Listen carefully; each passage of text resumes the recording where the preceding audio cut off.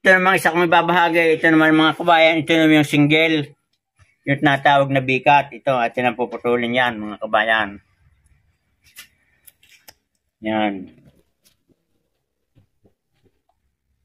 Kung kayo ay magagawa ng ganito na bikat na single sayon, ang kailangan, ang size nito ay yung ganito, mga halos pencil size. Huwag yung magulang. Pagka ganitong gumulang na, ang mangyayari na grafting dito na natin idudugtong. Ito naman ay dito na.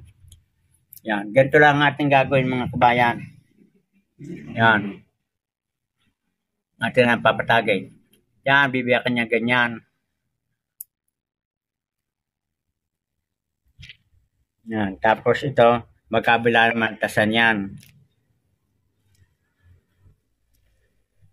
Kailangan pantay.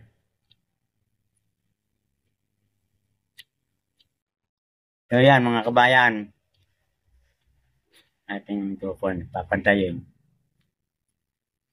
Ito naman ang magkukunik yung tabing yan para dito, para siya ay mabuhay at magkaroon ng suloy. So yan o, kita niyo mga kabayan, katibay. So atin ang tatalian na ng plastic. Kung wala kang grafting tape dito, plastic ng yellow, nyo lang gugupit-gupitin ng ganyan. At ayos na naman yan. Susuloy na yan.